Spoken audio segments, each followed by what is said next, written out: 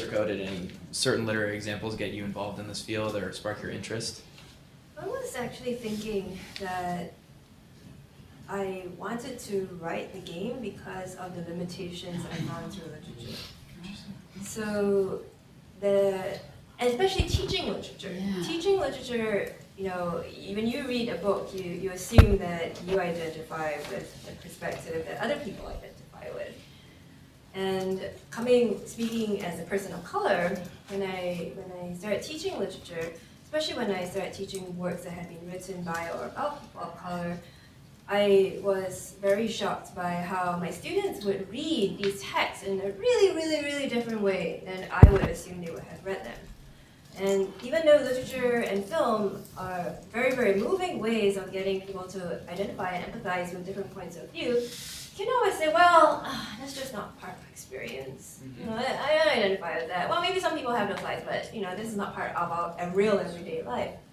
And so I thought that maybe writing a role-playing game which really, really tries to make you inhabit that kind of ideological perspective by making it part of your victory objective would be a way out of that. And even if I know some students, just like some people, are going to fight those perspectives, it's another way of entering that I think a literary text or a film or a TV show is more passive. Right, I certainly. think. It's more passive than actually having to create your own reality by playing that game. And it's sneaky in the most wonderful way. Yeah. So what we're talking about is sort of racial biases coming from as early as 2 months old or in the fetus. So is this preventable? I think what's preventable is education. I mean, that we can actually, again, that phrase, how we become reflective about our reflexes is part of what education does. It's one of the things that short circuits your own prejudices, so you can say, wow, that doesn't work. Certainly when I went to Japan, and no one could tell me from my friend Maribon, I mean, I think of myself as pretty unracist and could come up with all kinds of reasons, but until I was in a situation where I could see people literally looking at the two of us and saying, now, which one are you again? And then two or 5 minutes later saying, now you're the one again? And I couldn't even keep it straight, which was which.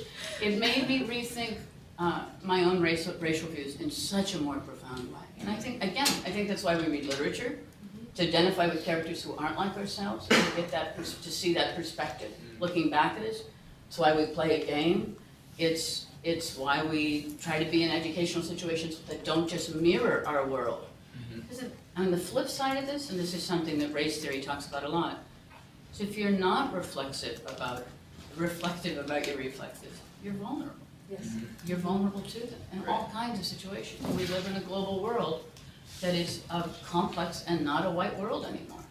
And colonialism, there is a global 1%, doesn't happen to be a global white 1%.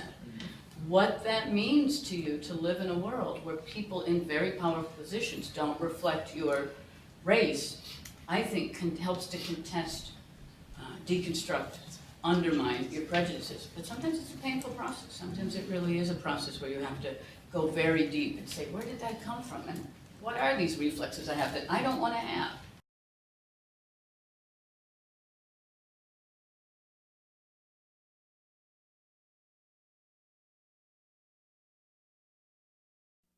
Produced by Duke University, online at duke.edu.